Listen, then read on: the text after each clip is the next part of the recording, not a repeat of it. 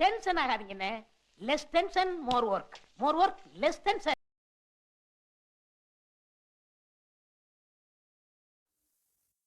இப்போ நம்ம இருக்கிற இடம் வந்து தஞ்சுங் உமா. தஞ்சுங் உமா அப்படின்ற பேர் ஏன் வந்துச்சுன்னா, ஸோ இங்க இருக்கிறவங்க சொல்றாங்க துமா அப்படின்றாங்க. துமா அப்படின்னா இங்க இருக்கிற கடல்ல இருக்கக்கூடிய ஒரு வகையான சொலை அப்படின்னு சொல்லுவாங்க. கடல் சொலை அப்படின்னா ரொம்ப ஒன்றும் வித்தியாசமான ஒண்ணு கிடையாது. சிப்பி தான். இங்க இருக்கிற அந்த சிப்பியை வந்து எல்லாரும் சாப்பிடக்கூடியது தான். உமா, உம்மா அப்படின்னு சொல்லலாம் கிடையாது. இவங்க உம்மான்னு சொல்றாங்க. நம்ம உம்மான்னு எடுத்துக்கிறது தான் கொஞ்சம் ஜாலிக்காக. ஓகே. இப்போ இவங்களுடைய வீடு அப்படின்னு பார்க்கும்போது எல்லாருமே வந்து தரைக்கு மேல இருக்கிறாங்க. தரையில அவங்க வீடு கிடையாது. மிதக்கிற வீடுகள் தான். நம்ம பார்த்திருப்போம் இல்லையா? நிறைய அந்த தாய்லாந்து படங்கள் எல்லாம் பார்த்திருப்போம். மிதக்கிற வீடுங்க. அது மாதிரி தான் இவங்களுக்கு மிதக்கிற வீடு. நம்ம ஊர்ல வந்து பேய் படங்கள்ல தான் வந்து வீட்டு உள்ள தண்ணி வரும். இவங்களுக்கு எப்போ வேணா தண்ணி வரும். ஏன்னா கடல்ல வந்து பில்லர் கட்டி, கடல்ல பில்லரை கட்டி அதுக்கு மேல வீடு கட்டி வச்சிருக்கிறாங்க. அது எல்லாத்தையும் நம்ம போய் பார்க்க போறோம். ஊர் மக்கள் எல்லாருமே யாருன்னு பார்த்தோம்னா இவங்க மலாய்க்காரங்க இருக்கிறாங்க, புக்கீஸ், பூட்டோன், பிலிப்பீன்ஸுடைய பேஸான இருக்கிறவங்க எல்லாம் இங்க இருக்கிறாங்க. இவங்க வந்து பால் குடிக்கிறவங்க அப்படின்னு சொல்ல முடியாது. இவங்க குடிக்கிற தண்ணியே வந்து கடல்ல தான். அதனால இவங்க தோல் கருப்பா இருக்கும், ஆனா மனசு வெள்ளையா இருக்கும். கருப்பா இருக்கிறவங்க எல்லாம் மனசு வெள்ளையா தான் இருக்கும். ஏன்னா போக உங்களுக்கே தெரியும். ஒரு சேஃப்டிக்காக சொல்றேன், நானும் கருப்பா தானே இருக்கிறேன். அதான் இங்க இருக்கிறவங்களுக்கு வந்து நில உரிமையோ ஒரு சர்டிபிகேட்டோ இவங்களுக்கு கிடையாது. ஆனா அவங்க சொல்லிக்கிறாங்க, ஒரு நம்ம ஊர்ல புறம்போக்கு இடத்துல இருக்கிற மாதிரி தான். அவங்க சொல்லிக்கிறாங்க, எங்க தாத்தா பாட்டி, தாத்தாக்கு தாத்தா, பாட்டன் பூட்டன் காலத்துல இருந்து நாங்க இங்க இருக்கிறோம். அவங்க எல்லாம் இங்க மீன் பிடிச்சாங்க, நாங்களும் இங்க பிடிக்கிறோம். அதனால இந்த இடம் எங்களுக்கு சொந்தம் தான் அப்படின்னு சொல்றாங்க. இது கவர்மெண்ட் தான் பார்க்கணும். இந்த இடம் பாதுகாக்கப்பட்ட இடமா இருந்தாலும் கூட கவர்மெண்ட் கண்ட்ரோல்ல தான் இருக்குது. ஸோ தண்ணீர்ல மிதக்கும் வீடுகள், மரபில் மூழ்கி வாழும் மக்கள், சட்டமில்லாத வாழ்க்கையில உரிமை என்பது ஒரு கனவா தான் இருக்குது. நம்ம ரியலான கம்பங் துவாக்குள்ள போறதுக்கு முன்னாடி நம்ம சாப்பிட்டு போயிடலாம். ஏன்னா காலையில சாப்பிடாமே கிளம்பியாச்சு. இந்த இடம் எங்க இருக்குன்னே தெரியலல்ல. 2-3 இடத்த போய் தேடி தேடி பார்த்துட்டு கடைசி அந்த நேரோவான ரோடு வழியா வந்து ரொம்ப கஷ்டப்பட்டேன். எப்பா இது எல்லாமே வந்து இதை பிடிக்கிறதுக்குள்ள போதும் போதும் போதும் ஆயிடுச்சு. ஏன் இன்னொரு கம்பங் துவா உள்ள போனேன். அந்த கம்பங் துவா ஒண்ணுமே இல்லை அங்க சொல்றதுக்கு. ஏன்னா எல்லாமே காலியாகி போயிருந்தது. அதனால நம்ம சாப்பிட்டு போறது தான் வந்து நம்மளுக்கு நல்லது, சேஃப். சாப்பிடலாம் ஃபர்ஸ்ட்.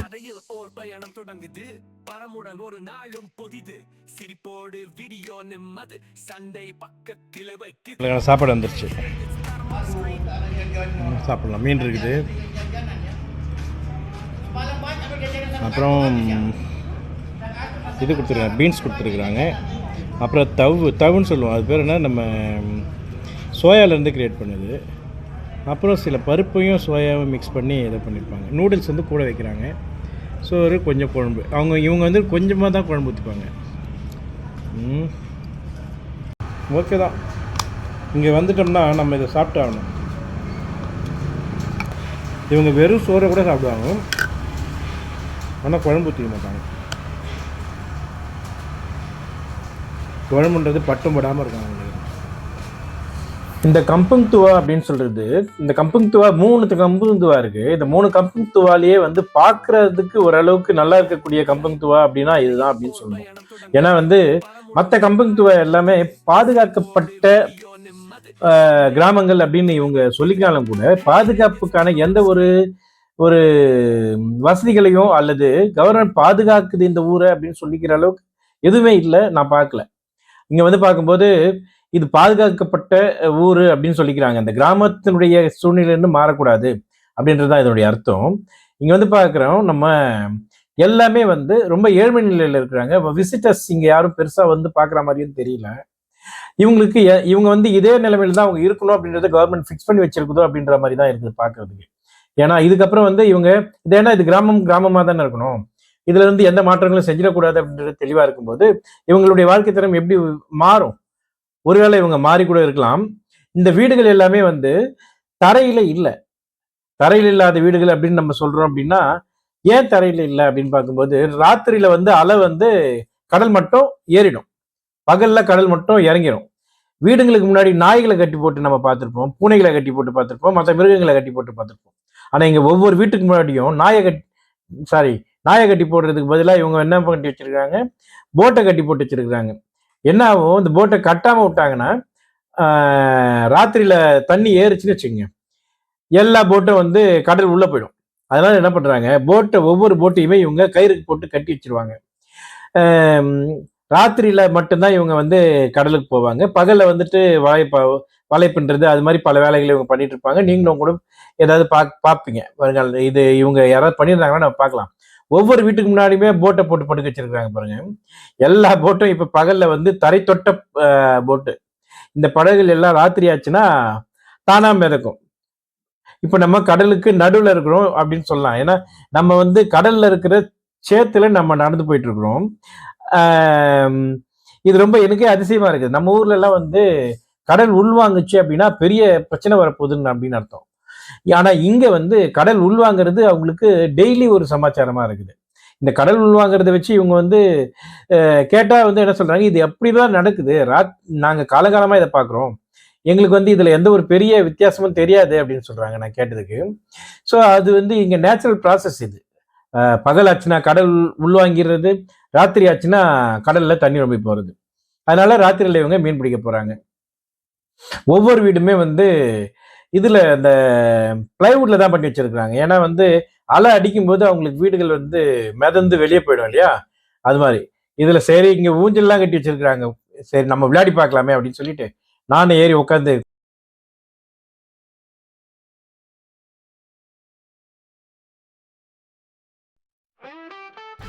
நம்ம ஒரு வாட்டி ஊஞ்சிடலாமா. சும்மா யாருதான் கட்டி வச்சிருக்கிறாங்க. படையில் ஓர் பயணம் தொடங்குது, பரமுடன் ஒரு நாளும் புதிது, சிரிப்போடு வீடியோ நிம்மது சண்டை. ஓகே, மெதுவா எல்லாம் போதும், ரொம்பலாம் ஓகே போலாம்.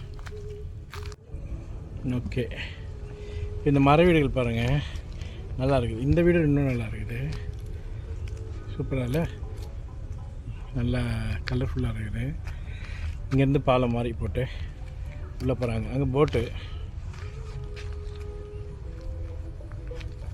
எனக்கு இதெல்லாம் ஆச்சரியமாக இருக்குது. இப்போ நம்ம கடலில் இருக்கிற தரையை தொடுவோம், கடல் வழியாக நடந்து போவோம், கடலுக்குள்ளவே இறங்குவோம். இவங்க கூட பழகிறதுக்கு ஒரு வாய்ப்பு கிடைக்கல. இந்த கல்லை பாருங்க, இந்த கல் ஒரு அதிசயமான ஒரு கல் தான். கடலில் இருக்கிற அதிசயங்கள்ல இதுவும் ஒன்று. இது வந்து ஏரியேட்டட் பிளாக் அப்படின்ற மாதிரி. இந்த கல்லுக்குள்ள வந்து நிறைய ஓட்டை இருக்குது, மிதக்கிற கல் மாதிரியே இருக்குது. ஆனால் மிதக்கல, ஹெவியாக தான் இருந்தது. ஆனால் ஃபுல்லாக வந்து ஹோல் இருக்குது அந்த கல்லில். இப்படி இதெல்லாம் ஒரு மிகப்பெரிய அதிசயங்கள் தான் எனக்கு பார்க்குறோம். இங்கே பாருங்க, ஃபுல்லாகவே ஹோல் இருக்குது. இது உருவான கல் தான். இது நேச்சுரலாக வந்து அப்படியே இருந்த கல் கிடையாது. கொஞ்சம் கொஞ்சமாக படிமங்கள் வந்து படிஞ்சு அதுக்கு மேலே உருவான ஒரு கல்லாக தான் நான் பார்க்குறேன். உண்மையான வரலாறுலாம் நம்மளுக்கு தெரியாதுங்க, இது எப்படி உருவாச்சு அப்படின்லாம் தெரியாது. பார்க்கும்போது ஒரு சராசரி மனுஷனா தான் நான் பார்க்குறேன். உங்களுக்கு ஏற்கனவே நான் சொல்லியிருக்கிறேன், நான் வந்து எதையுமே வந்து கிரிட்டிக் மைண்ட்ல வந்து பார்க்கறதுக்கு நான் விரும்பல. கிரிட்டிக் மைண்ட்ல பார்க்கணும் அப்படின்னா அது வேற, இங்க வந்து என்ஜாய் பண்றது, அனுபவிக்கிறது அப்படின்னு. இதை பாருங்க, நல்லா விசிறி மாதிரி இருக்குது பாருங்க, சூப்பரா இருக்குது. இது மாதிரி ஒரு படிமம் வந்து எப்படி உருவாச்சு அப்படின்னே தெரியல. ஆனா இது எல்லாமே கல்லாய் போயிட்டு இருக்குது. இது கடல்ல மட்டும்தான் பார்க்க முடியும். கடல்ல இருக்கிறவங்களுக்கு, கடல் வழியா போறவங்களுக்கு மட்டும்தான் இது ரொம்ப நல்லா பழக்கப்பட்ட ஒன்றா இருக்கும். நம்மள மாதிரி வந்து தரையில வாழ்றவங்களுக்கு வந்து இதை பத்தி நம்மளுக்கு நிறைய விஷயங்கள் தெரியாது. ஆனா வந்து இதை பார்க்கும்போது நம்ம என்ஜாய் பண்றது வந்து மட்டும்தான் நம்ம வேலை. இது எப்படி உருவாச்சு, ஏன் உருவாச்சு, இதை பத்தி ஆராய்ச்சி பண்ண போனோம்னா எப்ப நம்ம ஆராயிரமோ அந்த ஆராயும் போதே வந்து நம்மளுடைய உணர்வுகள் வந்து வெளியே போயிட்டு அறிவு மட்டும் தான் நிற்கும். அதனால நான் ஆராயலாம் விரும்பல, ஜஸ்ட் என்ஜாய், அவ்வளவுதான். இங்க பாருங்க, இங்க நீட்டா இருக்குது பாருங்க. இது எல்லாமே வந்து எனக்கு மரமா இருந்து உடஞ்சிருக்குமோ, மரமா இருந்து எல்லாமே கல்லாயிடுச்சோ அப்படின்னு கூட எனக்கு தோணுச்சு. ஏன்னா மரத்துல இருக்கிற கிளைகள் மாதிரி, மரக்குச்சிகள் மாதிரி எல்லாமே அப்படிதான் ஃபார்ம் ஆயிருந்தது. இன்னும் கொஞ்சம் பாருங்களேன், இப்ப அப்படியே ஸ்லோவா போனீங்கன்னா இதுல எல்லாமே வந்து கடலுக்குள்ள இருக்குது. கடல் தண்ணி உப்பு, ஆனா உப்பு தண்ணியில வந்து செடி வளர்ந்துருக்குது பாருங்க. இங்க ராத்திரில போட்ல போறவங்க பகல்ல வந்து ஆஸ் யூஷுவல் வீட்டு முன்னாடி நாயை கட்டி வச்சிருக்கிறாங்க. நாய்னா போட்டு, அந்த போட்டை வந்து கயிறு போட்டு கட்டி வச்சிருக்காங்க. நீங்க கயிறு பாத்தீங்கன்னு வச்சுங்களேன், ரொம்ப ரொம்ப ரொம்ப ரொம்ப மெலிசான நைலான் கயிறு தான். அந்த கொடி கட்டுற கயிறு தான் கட்டி வச்சிருக்கிறாங்க. அந்த கொடி கட்டுற கயிறு கடல் இழுத்துன்னு போகாமல், கடலில் இருக்கிற தண்ணி வந்து அதை இழுத்துன்னு போகாமல் இருக்கிற அளவுக்கு அது பாதுகாக்குது. நைட்டு வந்த தண்ணி இன்னும் வந்து வடியல, சில பள்ளமான இடங்களும் இருக்குது. ஸோ அப்படியே வடியல. ராத்திரி ஆச்சுன்னா திரும்பவும் தண்ணி மேலே ஏறிடுது. இதுதான் வந்து இங்க அன்றாட நிகழ்ச்சியா இருக்குது. இவங்க ஒரு திருசங்கு சொர்க்கம் மாதிரி வாழ்க்கையை வாழ்றாங்க. தரையிலயும் கிடையாது அவங்க வீடு, வானத்திலயும் கிடையாது. தரையில இருந்து பில்லரை போட்டு எழுப்பி அந்த பில்லருக்கு மேல அவங்க வீடை கட்டி வச்சிருக்கிறாங்க. அந்த வீடு டெம்பரவரி வீடா தான் இருக்குது. ஸோ இவங்க வந்து நினைச்சு பாருங்க, காலம் பில்லர் போடுறாங்க. அந்த காலம் பில்லர் போடும்போது ராத்திரி பகலா வந்து இவங்க பார்க்க முடியாது. இந்த கல்லை பாருங்க. இந்த கல்லு வந்து ஒரு வித்தியாசமான ஒரு கல்லா இருக்குது. இது மாதிரி வந்து கல்லை நான் சராசரியா நம்ம ஊர்ல எல்லாம் பார்க்க முடியாது நம்மளுக்கு. அப்படியே வந்துட்டு இது எத்தனை பேருக்கு வந்து ரொம்ப பழக்கப்பட்ட கல்லுன்னு எனக்கு தெரியல. இது மாதிரிலாம் கல்லு வந்து எத்தனை பேர் பார்த்தீங்கன்னு எனக்கு தெரியல. எனக்கு வந்து கிடைச்ச வாய்ப்பை வந்துட்டு நானு அதிசயமான ஒரு வாய்ப்பா தான் பார்க்குறேன். மக்கள் வந்து தன்னை வச்சு உலகத்தை முடிவு பண்ணுவாங்க அப்படின்ற மாதிரி நான் இது வரைக்கும் பார்க்காதனால நீங்களும் பார்த்துருக்க மாட்டீங்களோ அப்படின்னு ஒரு நினைப்பு. அதனாலதான் இது எல்லாமே வந்து உருவான கல் தான். இந்த கல்லு பாருங்க, இது எந்த ஷேப்ல கல் உருவாயிருக்குதுன்னு பாருங்க. அப்படியே வந்துட்டு நம்ம திரும்பி வரும்போதெல்லாம் பார்க்கும்போது நான் உள்ளவே இறங்கி போயிடலாமான்னு பாக்குறேன். இருந்தாலும் வந்து எனக்கு ஒரு பயம் என்னன்னா, இங்க எங்கேயாவது புதக்குழி மாதிரி இருந்து சேரு காலை நம்ம இழுத்துருமோ அப்படின்னு ஒரு பயம். ஏன்னா வீட்டுக்குள்ள இருக்கிறவங்க அப்படியே தான் இருக்கிறாங்க. வெளியே வந்து யாரும் கூட பார்க்கல. யாரோ ஒருத்தர் என்ன பார்த்தாரு, அவர் மட்டும்தான் என்ன பார்த்த மாதிரி எனக்கு தெரிஞ்சது. வெளியே யாருமே எட்டி கூட பார்க்கலங்க. ஏன்னா நைட்ல வந்து இவங்க போட்ல போறவங்க போல, அதனால பகல்ல தூங்குவாங்களோ அப்படின்ற ஒரு நினைப்பு இருந்தது.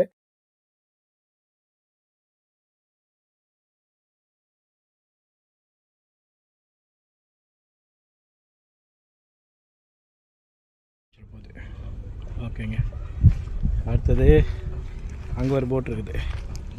இவ்வளோ பெரிய போட்டை கட்டி வைக்கிறதுக்கு சாதாரண ஒரு நூல் தாங்க. இங்கே பாருங்கள் எவ்வளோ சின்ன நூலுன்னு. ரொம்ப குட்டியான ஒரு நூல், ரொம்ப பெருசு கூட கிடையாது. ஒரு கயிறுன்னு சொல்லக்கூட முடியாது. அப்போது தெரிஞ்சுக்கங்க,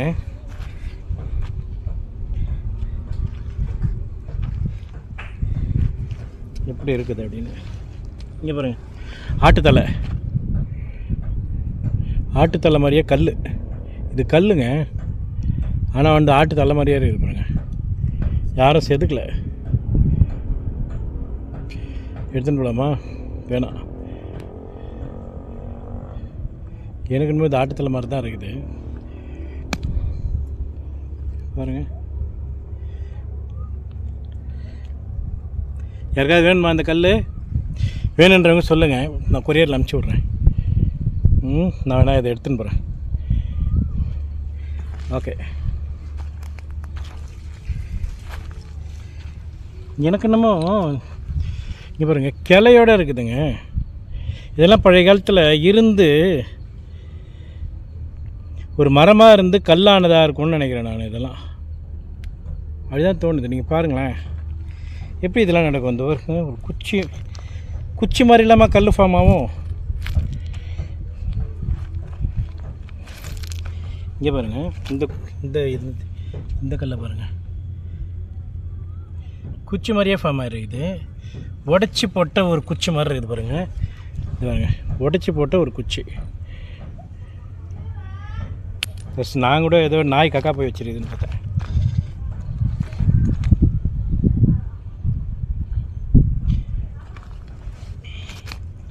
இங்கே பாருங்கள், ஸோ எவ்வளவோ அதிசயங்கள் இந்த இடத்துல இருக்குது. இந்த இடத்துல எல்லா இடத்துலையுமே நம்ம பார்க்காத விஷயங்கள் தான் ரொம்ப அதிகம். இது பாருங்க, அதிசயமான கல்லுங்க எல்லாமே. எங்கே இருக்குது? நான் சரியாக ஃபோக்கஸ் பண்ணுறேன்னா இது பாருங்க, இது கல் சொன்னால் நம்புவீங்களா? இது ஒரு கல் பாருங்கள்.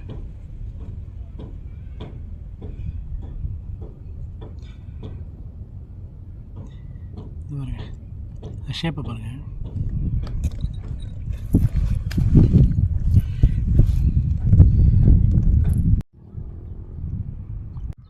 இங்கே பாருங்கள், இதை ஒரு கல் அப்படின்னா நம்புவீங்களா? ஒரு காலத்தில் எதுவாக இருந்தது தெரியல, இப்போ வந்து இது கல்லாக மாறிடுச்சு. அழகான ஒரு ரவுண்டாக இருக்குது. ரொம்ப பழைய புராதன இடம் இது. இந்த படிமங்களை எல்லாம் வச்சு பார்க்கும்போது இன்னும் வரலாற்றாளர்கள் வந்தாங்கன்னா நிறைய விஷயங்களை இவங்க பார்க்க முடியும், எடுக்க முடியும். நம்மளுக்கு இப்போ கிடைச்ச படிவங்களை கையில் வச்சுட்டு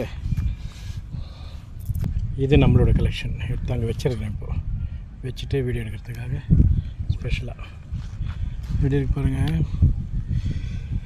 படிமங்கள் ஒன்று ஒன்றா படிஞ்சு இதெல்லாம் கல்லாக மாறி போயிடுச்சு. இப்போ இது மாதிரி கல்லாக மாறணுன்னா எவ்வளோ வருஷம் ஆயிருக்கணும் நினச்சி பாருங்கள். கண்டிப்பாக எவ்வளோ 1000 வருஷங்கள். ஒரு கல்லுக்குமே பின்னால் ஒரு வரலாறு இருக்குது. ஓகேங்க, நன்றி. இவ்வளோ தான் இப்போதைக்கு. அடுத்தது பார்க்கலாம். வலம்புரியா இடம்புரியா சொல்லுங்கள் பார்க்கலாம். இது வலம்புரி சங்கா இடம்புரி சங்கா? ரைட் டு லெஃப்ட் போய் லெஃப்ட்லேருந்து வாய் வருது, அப்போ இடம்புரி. இது தலை மேலே வச்சோம்னா, இதுவே தலையை கீழே வச்சோம்னா இது வலம்புரி. ரைட் சைடு நோக்கி போகுது. ஸோ வலம்புரியோ இடம்புரியோ நமக்கு தெரியல. அந்த அளவுக்கு தான் தெரியும்.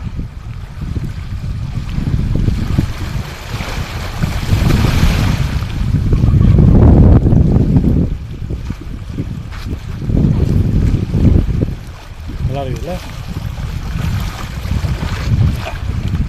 இந்த லெவலில் வச்சா பார்க்கலாமா?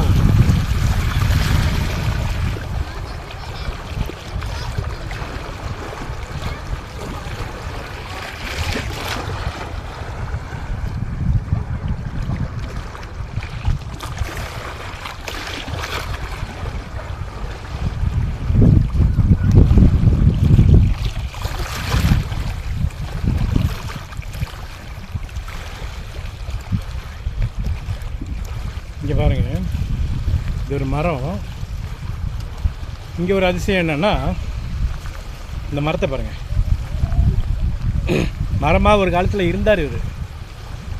இங்கே மெயின் மரம் போயிடுச்சு, தெரியுதா? மரம் இருக்குது, ஆனால் மெயின் மரம் போயிடுச்சு. மரத்தோட பட்டை மாதிரி இருக்குது பாருங்கள், கொஞ்சோண்டு. அது மரமே போயிட்டு அந்த மரத்துக்கு சைடில் இருக்கிற கொஞ்சம் உயிரை வச்சு தன்னுடைய பிள்ளைங்களுக்கு வாழ்க்கையை கொடுக்குது. இருக்கிற கொஞ்சம் உயிரை கூட பிள்ளைங்களுக்காக கொடுக்குது. இது இங்கே வந்து பாருங்கள், இங்கே ஒரு இலை துளிர் வருது. எந்த நம்பிக்கையில் இந்த இலை துளிர் வருது? அவராலேயே பொழைச்சிட முடியுமா இந்த கிளையால்? கண்டிப்பாக முடியாது. கீழே இருக்கிற அந்த இத்து போன ஒரு மரம் தன்னை காப்பாற்றுன்ற ஏதோ ஒரு நம்பிக்கையில் இந்த இலை வந்து துளிர் விட்டுருக்காங்க. இவங்க எல்லோரும் இவரை நம்பி தான் இருக்கிறாங்க. பாருங்கள் எத்தனை பேர். இவங்க எல்லாரும் தன்னுடைய உயிரை பச்சை பசேல்னு வச்சுருக்கிறது இங்கே இவரால் தான். ஒன்றுமே இல்லாமல் இத்து போய் வெறும் பட்டையாக இருக்கிற இவர் தான். இங்கே பாருங்கள், திக்னஸ் எவ்வளோ பாருங்கள், ஒன்றுமே இல்லை, திக்னஸே கிடையாது. மேலே இருந்து பாருங்கள், ஒன்றுமே இல்லை, மரமே இல்லை. இந்த இடத்துல மரமாக இருந்திருக்க வேண்டியது, மரமாக இருந்திருக்கிறது இத்து போய் எல்லாமே போயிடுச்சு. இப்போ இந்த பட்டியால் உயிர் வாழுது. இது மாதிரி நிறைய அதிசயங்கள் நம்ம நாட்டில் இருக்குது. ஆனால் நான் ஆச்சரியப்படுறது இவங்களோட மரம் அப்படின்னு இல்லை, மரத்தோட பெருமை நினச்சிப்பாங்க. நம்ம நினைக்கிறோம் மரங்களை விட நம்ம உயர்ந்தவங்க அப்படின்னு. இல்லை, நம்ம பேசுகிற மொழி மரங்களுக்கு தெரியாமல் இருக்கலாம், மரங்க பேசுகிற மொழி நம்மளுக்கு தெரியாமல் இருக்கலாம். மரங்களோட ஃப்ரீக்வன்சி வேறையாக இருக்கலாம், நம்மளோட ஃப்ரீக்வன்சி வேறையாக இருக்கலாம். ரொம்பவும் சந்தோஷமாகவும் ரொம்பவும் பல ஆச்சரியங்களையும் கொடுத்த நம்ம இந்த விலாகு லைக் பண்ணுங்கள், ஷேர் பண்ணுங்கள், புது விஷயங்களை நானே கற்றுக்கிறேன். ஒவ்வொரு வாட்டி நான் வீடியோ போட்டுட்டோம், வியூஸ் போய் எவ்வளோ வியூ போயிருக்குது அப்படின்னு நிறைய விஷயங்கள் டெய்லி போய் பார்க்கும்போது ஒன்றுமே தெரியல, ஒன்றுமே சேஞ்ச் இல்லை. நீங்களே பார்த்துருப்பீங்கல்ல, ஒரு ஸ்டேட்டஸை போட்டுட்டு இத்தனாட்டி பார்க்குறீங்க. நீங்கள் அப்படி பார்க்கும்போது போகலன்னா எப்படி இருக்கும்? அதே மாதிரி தானே. லைக் பண்ணுங்கள், ஷேர் பண்ணுங்கள், சப்ஸ்கிரைப் பண்ணுங்கள்.